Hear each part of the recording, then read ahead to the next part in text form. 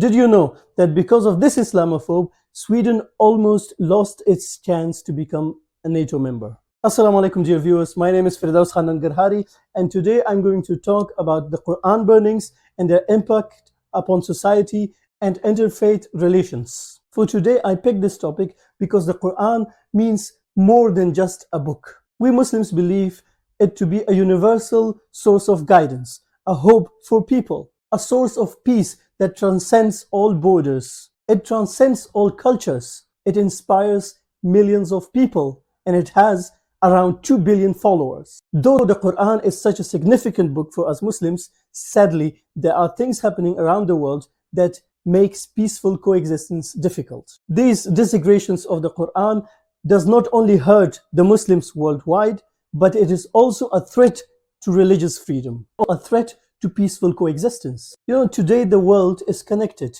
People are connected through the internet, and this makes it easy for things to spread very fast. So something that takes place in London, people in China will know about it very fast in the matter of seconds. And something that takes place in India, people in America will know about it in a matter of seconds. And incidents like these in our connected world makes peaceful coexistence difficult for people. In this video, I will talk about the Quran burnings, why they are a threat to global peace. I will share some examples, and I will also share some of my personal opinions about how we can challenge these Quran burnings, how we can prevent them from taking place. And in this way, we can work together for tolerance and mutual respect in society. So stay with me. Let's talk about the desecration of the Quran. What do we understand by this? Any kind of deliberate desecration and violence against the Quran is disrespect to religious freedom. These actions can involve setting the Quran on fire, engaging in other forms of destruction of the Quran. And those people who do it, they are always doing it from hostility and animosity towards Muslims. Let me give you some recent examples of our times of the Quran burnings that took place in different parts of the world. You know, in 2005, it was reported by Al Jazeera that some US soldiers in Guantanamo Bay, they had desecrated the Quran. And it was also confirmed by the Pentagon. And another famous example is that of 2010, where a US pastor by the name of Terry Jones, he had decided to burn 200 copies of the Quran. However, he came under some pressure from the government. He had cancelled that event, but later on he did burn copies of the Quran. Another example is that of Afghanistan in 2012, where some US soldiers had burned religious Islamic texts, including the Quran. And it was followed by massive protests in Afghanistan. And there are other examples between 2017 and 2023, where, and mostly in the Scandinavian countries, people, Islamophobes, have tried to burn Qurans, and they have done it many times, like Denmark, like Sweden, like Norway. Let us understand, why do people do this? Why do people wake up and say, let us burn Qurans? Like, it's not a majority of the world population. There are just few people who do these acts, but let us understand them. Why do they want to do this? Like, what do they want to achieve? What are their goals? Why are they willing to burn a holy book, which is sacred for around 2 billion people? Why do they want to do this? Let us try to understand that. These people are driven by a range of ideologies. It is not just simple one reason. There are many reasons. Some reasons could be religious intolerance. By it, some people are intolerant towards Islam, and they want to hurt the feelings of Muslims. They want to, in their opinions, weaken Islam and make Muslims weaker and make Muslims feel unwelcome in their countries or society. Another reason could be just pure Islamophobia. In the first example, the religious intolerance, it could be towards any religion which is not from that particular country in which these burnings take place, like the Quran burnings in Sweden. So they are against Muslims because Muslims are not a majority there. But Islamophobia, people who do it because of Islamophobia, they just hate Islam. They cannot tolerate Islam. They do not like Islam in any way, shape, or form. And again, their aim is also to make Muslims feel unwelcome in those countries, to make the Muslim population living in that country feel marginalized, and also to spread hatred towards the group of Muslims living there. Another reason could be political agendas. Some politicians, because they are not famous, because they don't get the votes they want, and because they are too lazy to do the hard work, so they just make Islam an easy target. If they do an action against Islam, the media will give them attention, they will become famous, and right-wing voters will most likely, in their opinion, vote for them. So that is the reason they use these things, these activities to burn the Quran, to get the voters' attention in the hope that they will be elected. Another reason could be just a desire to become famous. Like recently we saw an Iraqi man who disrespected the Quran, and his main aim was just to get famous and attention. Another reason could be just people who want to spread hate, chaos, and corruption in the society. And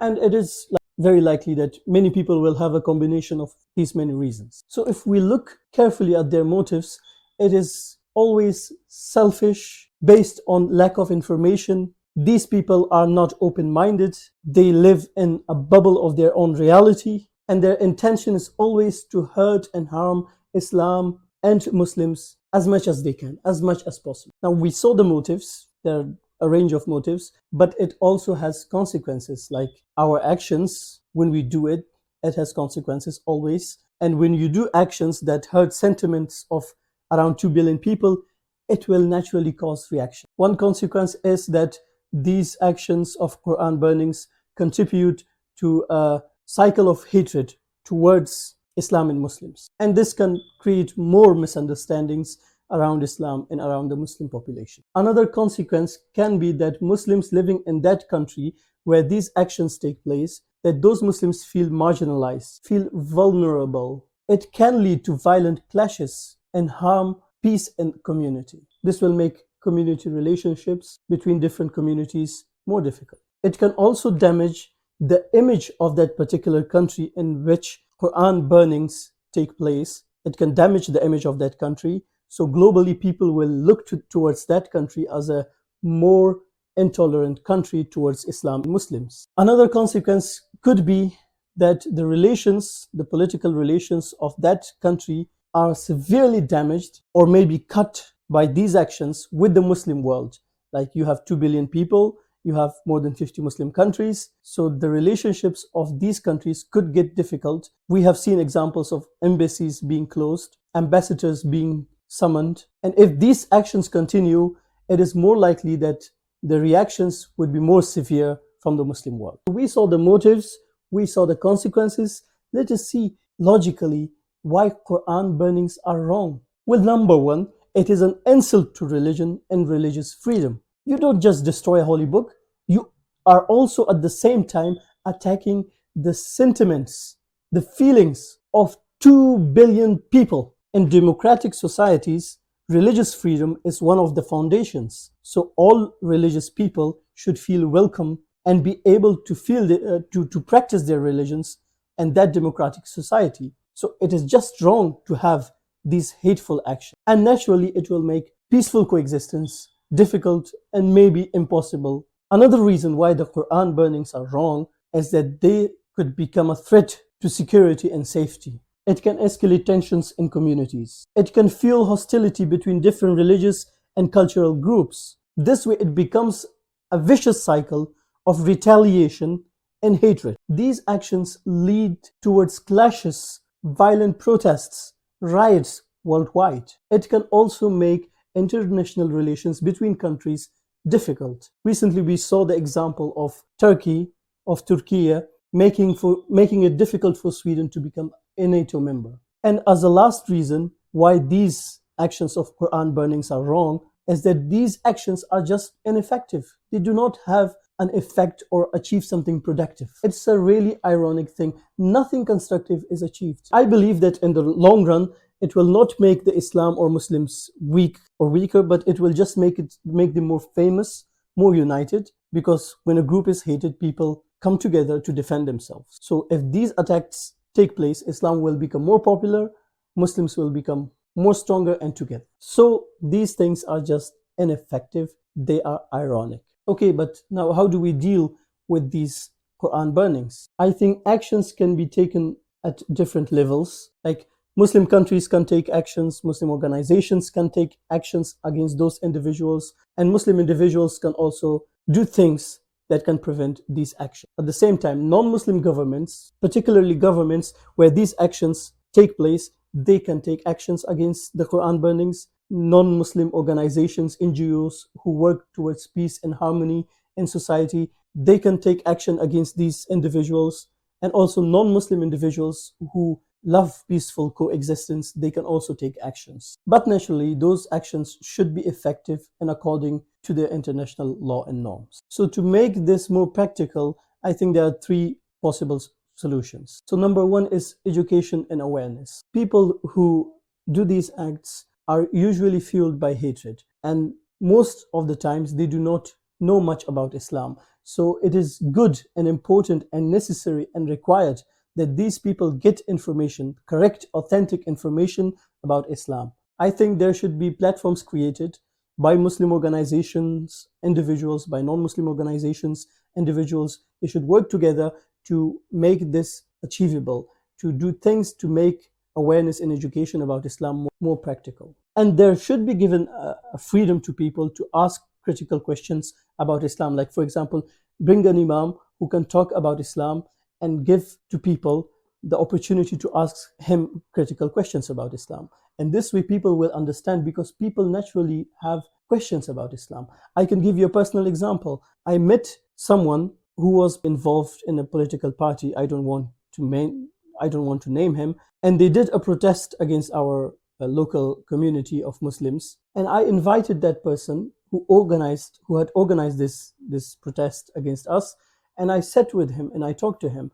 And I said, what is your biggest fear about Islam and Muslims? And he said to me that, I have a young daughter of 10 years old. And I'm afraid that the Muslims will become a majority and they will force my daughter to wear the hijab. Like, according to him, this was the basic reason of his fear about Islam. And when you know that, you can answer that okay, Islam does not force itself upon people. And of course, educational institutions, organizations, media outlets, they all can play a vital role in combating Islamophobia and raising awareness about Islam. And I think Muslim countries can do that, but the non-Muslim countries and non-Muslim organizations working with the local Muslim communities will be more effective, because they have a direct and live reach towards those people who have these feelings, this hatred, these fears about Islam.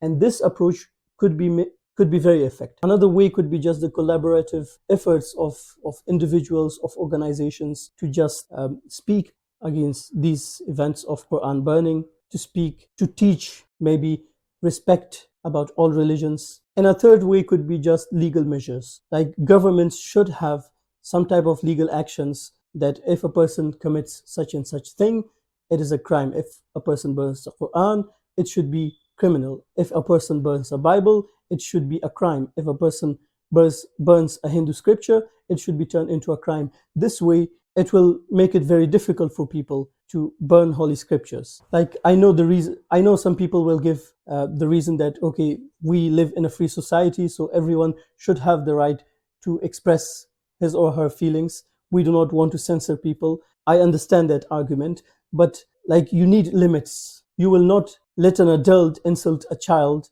just because he has freedom of expression. You will not let a white person scream racist slurs against a person of a different color. We should be wise as a society. We should know that there are limits to everything. You cannot just say there is freedom, so I can do whatever I want.